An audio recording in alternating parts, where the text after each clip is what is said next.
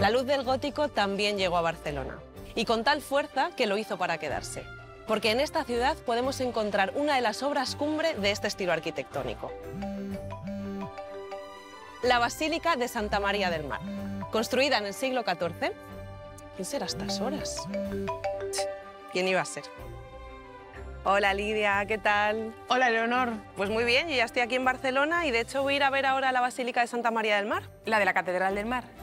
¿La misma? Pues yo voy ahora camino de Girona. Estoy deseando ver la Catedral de Santa María. Es una construcción única. Mira, en cuanto termine aquí me subo al tren y voy para allá, ¿vale? Perfecto. Hasta ahora. Corría el siglo XIV y los vecinos de este barrio, del barrio de la Ribera y del puerto de Barcelona, decidieron construir la Basílica de Santa María del Mar con sus propios medios. Los más pudientes, como mercaderes o armadores, pusieron dinero. Los más humildes, como pescaderos, estibadores u otros vecinos del barrio, pusieron la mano de obra. Se trata de una iglesia para el pueblo, hecha por el pueblo.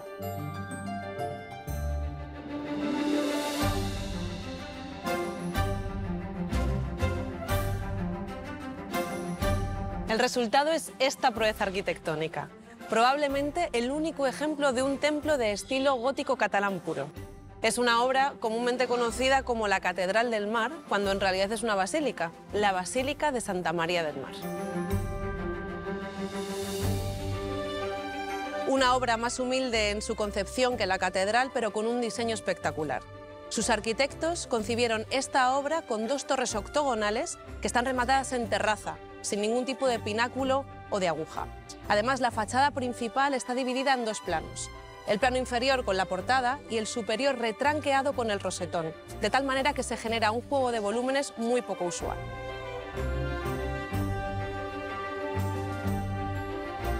Y aquí tenemos el homenaje a los estibadores y a todas aquellas personas que transportaron sin cesar todas las piedras que permitieron construir esta iglesia. Y ahora voy a entrar ya a la basílica porque me está esperando Jordi, que me va a descubrir todos los detalles sobre este templo. La espectacularidad de la Basílica de Santa María del Mar aumenta cuando tenemos en cuenta cómo están calculadas sus dimensiones y la simbología de las mismas. Un preciso trabajo matemático en el que la altura, la longitud y la anchura de sus naves están perfectamente proporcionadas. Un espacio diáfano en el que destacan los 16 descomunales pilares octogonales que favorecen la imagen de verticalidad del templo. Estos enmarcan los 4 tramos en que se divide la nave central y que en planta forman cuadrados perfectos de 13 por 13 metros. La altura de la nave central es 2 veces y media su ancho, y la anchura total del conjunto es igual a la altura de las naves laterales. Un auténtico prodigio de la arquitectura medieval.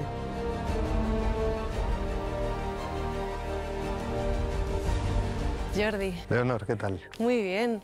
Cuéntame, ¿por qué popularmente se conoce a este templo como la Catedral del Mar si no es una catedral, es una basílica y tampoco es que esté pegadita al mar? Pues evidentemente todo viene de la novela de Ildefonso Falcones, La Catedral del Mar.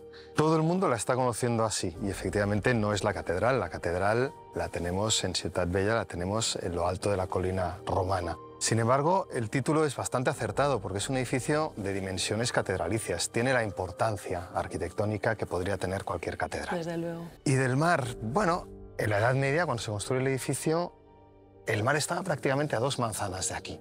Estamos en un barrio marítimo. Es un barrio que se genera a la salida de la ciudad antigua, se genera por todos estos gremios, todos estos ricos comerciantes que dependen del mar.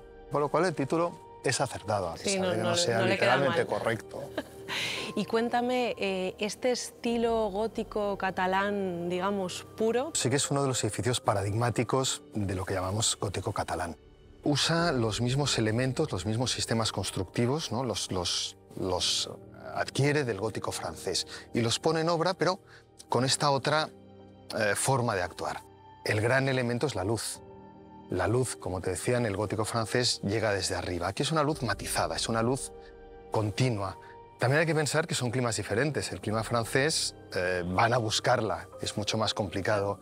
En nuestro clima mediterráneo, la luz mediterránea está Así que hay que por todas controlarla, partes. ¿no? Hay que controlarla. Sí. Y eso es lo que hacen magníficamente. Si te fijas, tanto la luz que entra por las vidrieras superiores como por las inferiores, como desde el rosetón, provoca esta sensación de ese espacio único, ¿no? Este espacio continuo. Y este templo fue construido en un tiempo récord para la época, según tengo entendido. Efectivamente, este es uno de los puntos más interesantes del edificio.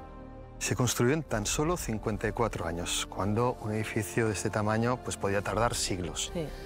Eso implica cosas interesantísimas. Por ejemplo, nos permite tener una unicidad estilística que no se da en ningún otro edificio.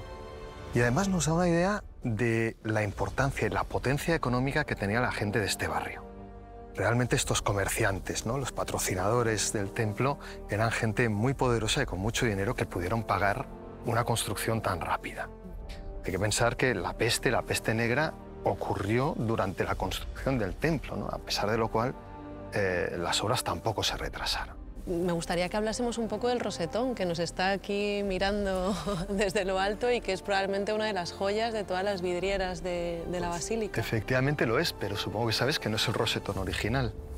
El rosetón original cayó en un terremoto en 1428, si no recuerdo mal, el día de la Candelaria. Estaban celebrando misa, acontece un terremoto y la gente intentó huir despavorida, ¿no? de la iglesia y se les cae el rosetón encima. Mató a 20 o 30 personas. El rosetón se reconstruye ya en el 15 con estas fantásticas tracerías flamígeras y se producen pues, las nuevas vidrieras pues, dedicadas a la coronación de la Virgen. Pero tenemos muchas otras vidrieras. Si quieres te las enseño. Claro, por favor. Por aquí. Te voy a enseñar dos de las vidrieras que se conservan, que son las dos más importantes que sobrevivieron al incendio. No datan del origen de la construcción de la basílica, pero se construyeron pues, prácticamente una en el 15, finales del 15, construida por el vidriero francés Demant, que es aquella que tenemos allá, que es el juicio final. Otra también muy importante, de un vidriero catalán, Julià, es la de la Última Cena, que tenemos aquí delante. Las dos son muy interesantes y se conservan relativamente bien.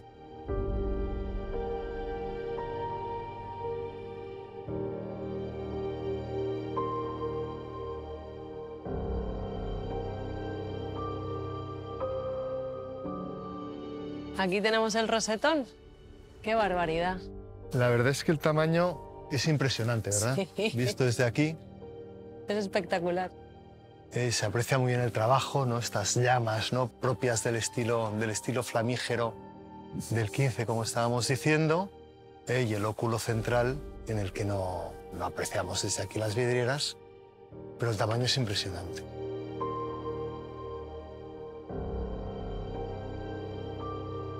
¿Seguimos subiendo? Sí, claro. Vamos.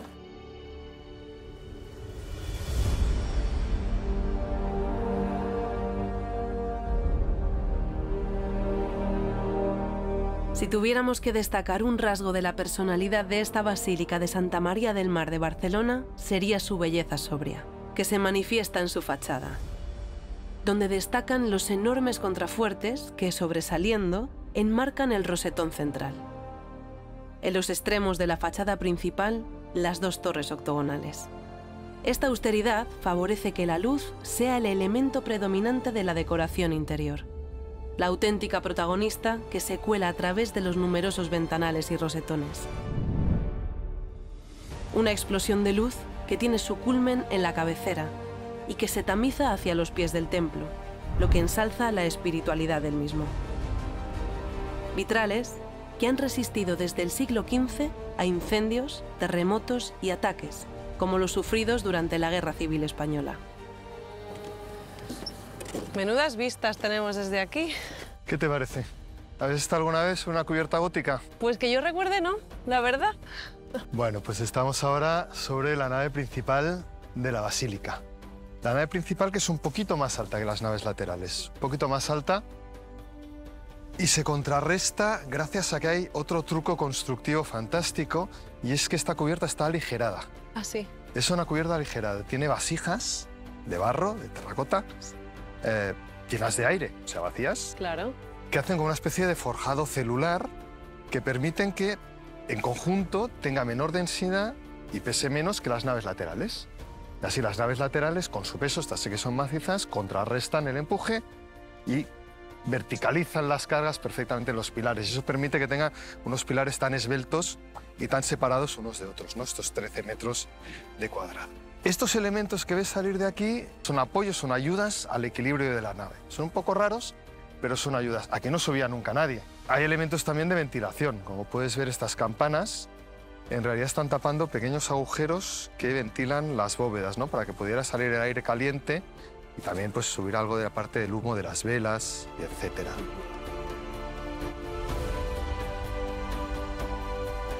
Bueno, creo que estamos en el mejor lugar para despedir esta visita. Muchísimas gracias, porque además estamos justo en medio de tres elementos que han hecho posible la construcción de esta basílica. Por un lado, el mar, que le da el nombre. En medio tenemos a Montjuïc, que le da la piedra con la que se construye, y luego esa luz, el sol, que ilumina y que llena de luz su interior, un elemento tan propio, ¿no? de este estilo arquitectónico, del gótico.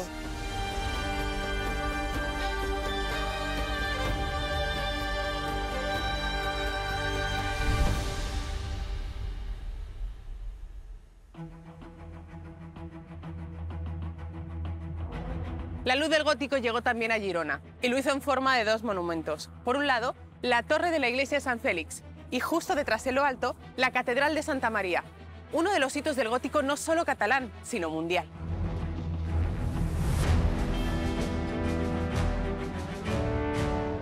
Culminando esta espectacular escalinata de 90 escalones y en el punto más alto de la ciudad, nos recibe la imponente catedral de Santa María de Girona.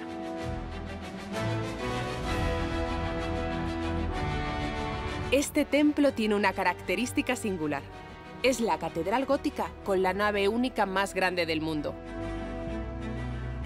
Una particularidad que puso en riesgo la viabilidad del proyecto, porque los constructores de esta catedral no se ponían de acuerdo en cómo se debía proyectar la nave central. 50 años estuvieron las obras paradas por falta de consenso. Después de construir la girola, lo normal habría sido continuarla con dos naves laterales hacia los pies del templo. Pero surgió la controversia. Los maestros de Barcelona más conservadores eran partidarios de las tres naves y los de Girona, más osados, apostaban por que la nave central ganara en espectacularidad. Finalmente ganaron los partidarios de la planta de salón que hoy contemplamos. Casi 23 metros de anchura por 34 de altura. Una construcción audaz para su tiempo. Los siglos han demostrado que estos estribos, esos contrafuertes que vemos sobresaliendo por los laterales del templo, eran suficientemente robustos. Soportan sobradamente el peso de toda la nave. Los maestros catedralicios lograron concebir esta proeza arquitectónica en el siglo XIV, un tiempo en el que se daba por superado el oscurantismo del románico. Siglo en el que también se terminó este baldaquino, recientemente restaurado, que ha recuperado su lugar en el altar mayor.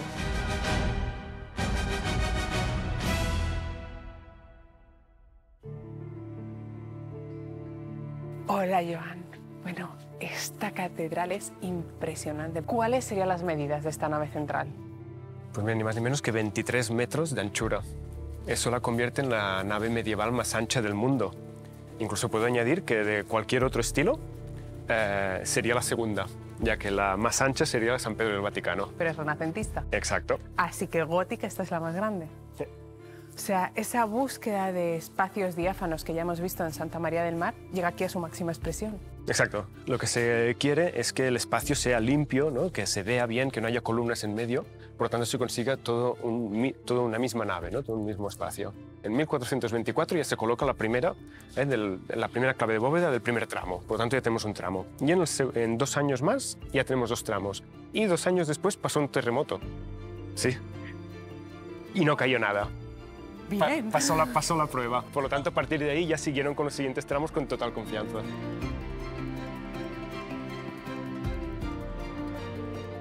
Para entender esta monumental nave central, vamos a jugar a compararla con la de Santa María del Mar.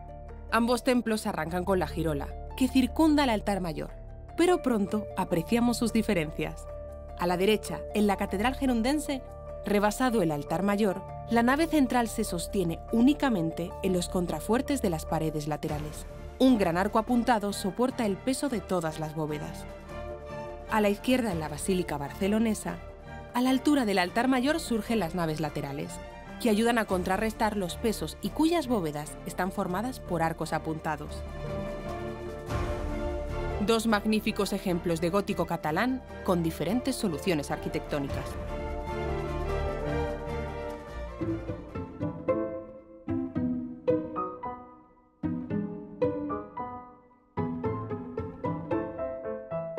Bueno, Joan, acabamos de pasar el claustro. ¿Y dónde nos encontramos ahora mismo? Y ahora estamos en lo que son las actuales salas de depósitos, unas salas reformadas actualmente, y donde ahora se guardan Esta maravilla. esta maravilla. Sí, esperando que la podamos exponer, que si todo va bien, muy pronto. Porque estos vitrales, ¿cuándo se encontraron? Esto fue toda una sorpresa porque hará un par de años, era 2019, que restaurando un retablo de una capilla, una actuación habitual y sin ningún tipo de sorpresa, la restauradora, al acceder detrás, nos dijo que si quería que también limpiase los vitrales o quitase el polvo. Y claro, nosotros, pero si vitrales no hay, allí es un retablo de madera. Y resulta que en el ventanal aún quedó, ¿no? Mira, durante medio milenio, escondido un vitral. Porque ¿de qué época son? Sé que este es un poquito más antiguo. ¿De qué época son? Mira, estaríamos hablando del siglo XIV. Y al hacer el vitral de los dos patrones de la capilla, Francisco y Martín, se complementó en espacios que quedaban vacíos con vitrales románicos, seguramente que vinieron de la antigua catedral. Sí, del siglo XIII. sería. Este diríamos del siglo XIII. ¿Puede que sea el vitral más antiguo que se encuentra en Cataluña? Tenemos ejemplos más antiguos, pero esos son geométricos, como por ejemplo Santas Creus. ¿Figurativo? Eso sí, aquí sí que lo has dado. Es el vitral más antiguo que tiene figuraciones, o sea, que tiene representaciones, ¿no? Con personajes o animales. Si este es románico y este es gótico, ¿cuáles son las diferencias en la forma de la creación? En el mundo del gótico ya pasamos a que las vidrieras ya tienen más protagonismo en los templos, por lo tanto se trabajan mucho más. Y encontramos ya trabajos mucho más delicados, el vidrio es más fino, no es tan tosco, ya explotan nuevos colores y nuevas técnicas, ¿no? Era como una alquimia. Aquí ya demuestran sentimiento, ¿no? Ya hay una especie de emoción en las representaciones.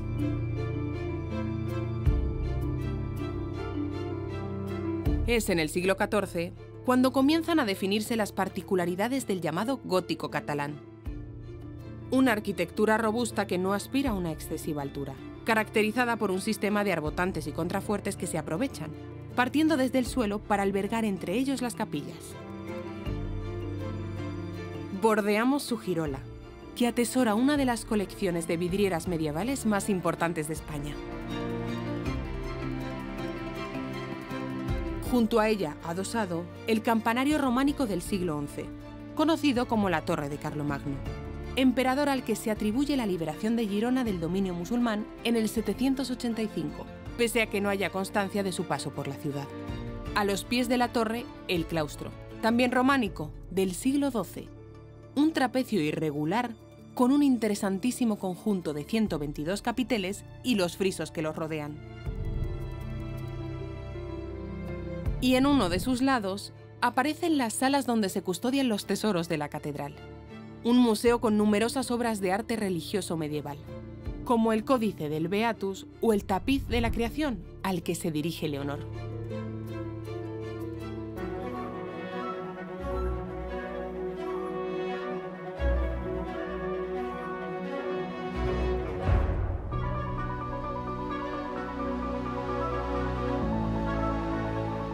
Acabo de llegar a la Catedral de Girona y lo primero que voy a visitar es el Museo del Tesoro, un museo donde se pueden ver tesoros románicos, góticos y renacentistas.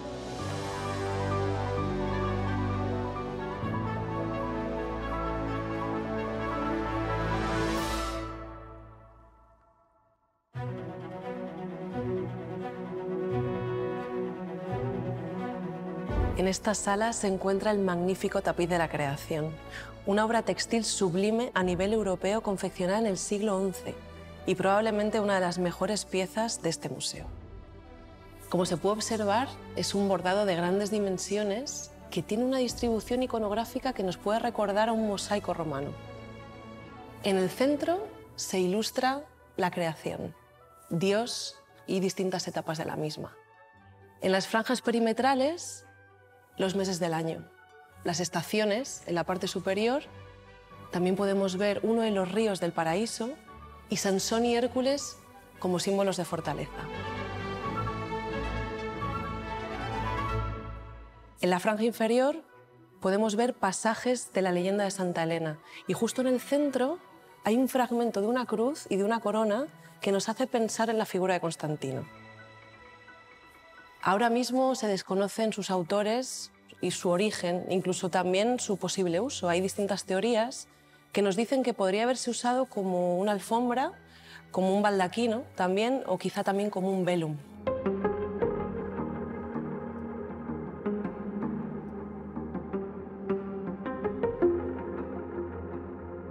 Uno de los grandes valores de las vidrieras de esta catedral es que han necesitado muy pocas restauraciones, por lo que la mayor parte de las que se conservan son originales. Mira, aquí están. Estas vidrieras góticas de aquí, del ábside, lo que están contando son distintas etapas de la vida de la Virgen. Y justo en el medio es la Anunciación. ¿Lo ves? Sí, y mira, en la girola se conservan escenas de la vida de Cristo. La pasión, el calvario, la resurrección. Bueno, es que he leído que estas vidrieras góticas es el conjunto más importante de toda Cataluña. Es que pasar de esos espacios del románico tan oscuros, tan umbríos, a de repente esta luz del gótico debió de ser algo tremendamente impactante para la gente del medievo, imagínate. Además, que estos vitrales cuentan historias que se pueden leer a la luz del día. De hecho, para poder apreciar mejor las expresiones de los rostros que tanto destacan en las vidrieras del gótico, nos van a permitir de manera excepcional subir al triforio. ¿Qué me dices? Sí. ¿Vamos? Sí.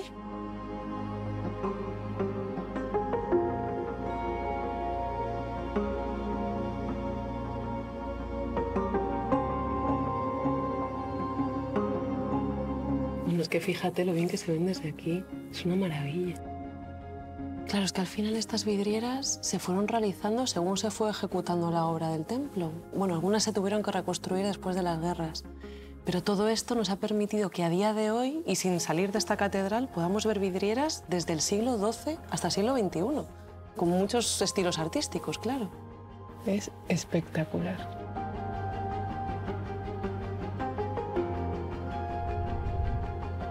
Sin duda, otra de las particularidades de esta Catedral de Santa María de Girona es su triforio, la galería que recorre todo el perímetro del templo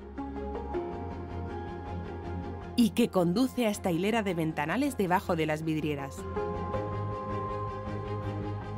Si seccionamos el templo bajo su tejado a dos aguas, descubrimos otro espacio singular, la planta bajo cubierta, una gran sala que sobre las bóvedas aísla la nave central de las humedades y por la que nos hemos colado para llegar a uno de los balcones más espectaculares a la ciudad.